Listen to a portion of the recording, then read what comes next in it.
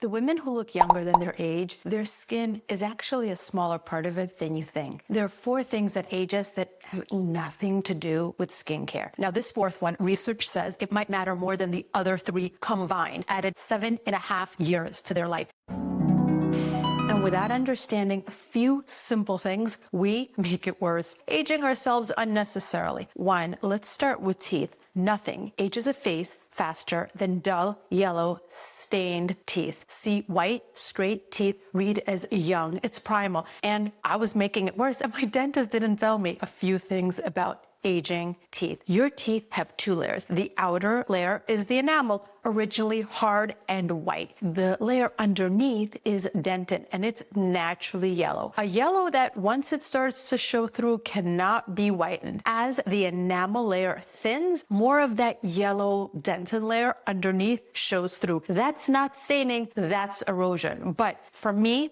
I was speeding this up, making my teeth damaged and yellow and easy to stain. Here's what I learned. Anything acidic, coffee, wine, citrus, tea, and in my case, my shocker, sparkling water. Yeah, that's acidic too. It temporarily softens the outer layer of your teeth, the enamel. Ordinarily, your saliva, with time, it will bring back the enamel to a hardened state. But if you brush while the enamel is still soft, you scrub an already weakened outer enamel layer. One time doesn't make a difference, but over decades, permanent thinning. I drank sparkling water all day and all night, which meant anytime I brushed, my enamel was already softened. I was scraping it off and I didn't know. And then this is how I figured it out. Years ago, I developed these tiny dents in my teeth. That was the damage that I caused by constantly scrubbing my teeth when the enamel was compromised. And if you're after 40, it gets a little bit worse, guys. Yeah, so what else is new? Saliva production that would ordinarily reharden the enamel lowers, and so the enamel stays softer longer.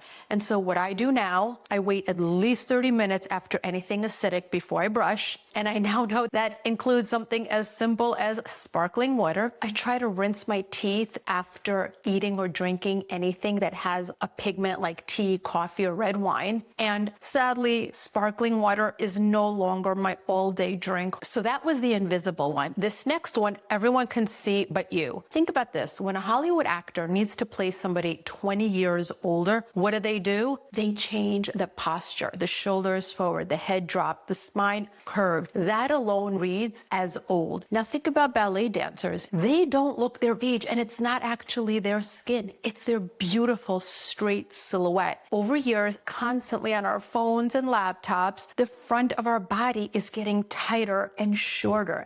And it's not just about appearance. A spine surgeon measured the impact of an improperly forward posture angle. So get this, your head weighs 10 to 12 pounds, tilted 30 degrees forward, like the normal laptop angle, your spine feels 40 pounds instead of 10. And at a 60-degree angle, the way we look at our iPhone, our spine feels 60 pounds. That's gonna cause us pain as we age. And from the vanity perspective, head forward, shoulders rounded, you look shorter, heavier, older. And here's what matters. This is reversible. A nice, clean, smooth posture reads young and strong. In a controlled study, they found women improved their curved upper back 11% after a 12-week period of exercises. Over 20 years ago, a chiropractor gave me a few stretches. He said, you work on a computer all day, do these things to maintain your posture, and you'll avoid pain as well. And till this day, I still do them. I usually do them just like while watching TV or hanging out in the living room. Here's what I do. The floor melt. I lay flat on the floor, no pillow, arms out like goalposts, and I just let my body lay flat. And it reminds those front muscles where straight is. You never actually lay flat with your body in a proper straight posture. Even in bed, the pillow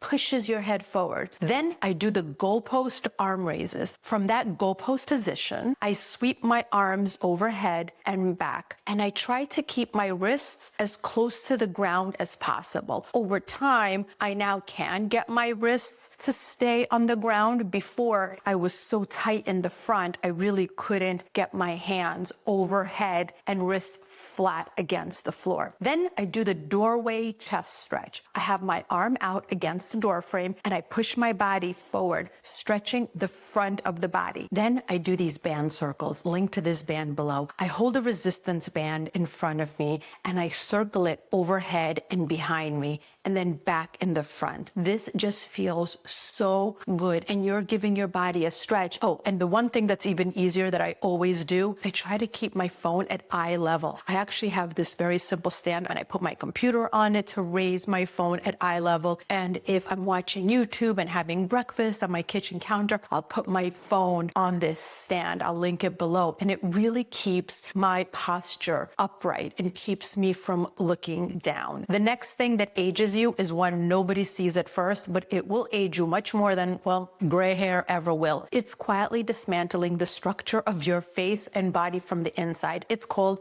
inflammaging. Scientists have combined two words, inflammation and aging, basically a chronic low-level inflammation. Your immune system creates inflammation when you need it. Inflammaging is when the off switch stops working properly. For the face, inflammation switches on enzymes that chew through collagen, you know, the firm stuff in your skin, your joints, and your bones. Now, specific to us women, estrogen naturally reduces inflammation, and then you know what happens to estrogen, right? Anyway, then there's sugar. Refined sugar reacts with collagen fibers and it stiffens them and it makes them rigid and brittle instead of supple. So the support structure under your skin, it weakens and the surface starts to look more yellow and dull. A 2025 Columbia study found that inflammaging isn't actually universal. Certain indigenous populations show almost no age-related inflammation, which means inflammaging isn't aging, it's how we live. Also, I know you're not going to want to hear this, but during our sleep, our body releases a human growth hormone, the signal for collagen rebuilding, and disrupted sleep also spikes inflammation. Beauty sleep isn't a cliche, it's biology. So what I changed, I take a good quality omega-3 recommended by my functional medical doctor to reduce inflammation. I'll link that below. Omega-3s lower chronic inflammation. I watch refined sugar. And while it's hard to have the willpower not to indulge, for me, when I think of sugar, not in terms of getting fat, but in terms of aches and pains and aging, it really does motivate me to keep the sugar away. And I protect my sleep like it's air. No matter what, I lay down at 9 o'clock. I start dimming the lights and preparing and setting the mood at 8. Everything gets dim. I was just in Asia for about a month,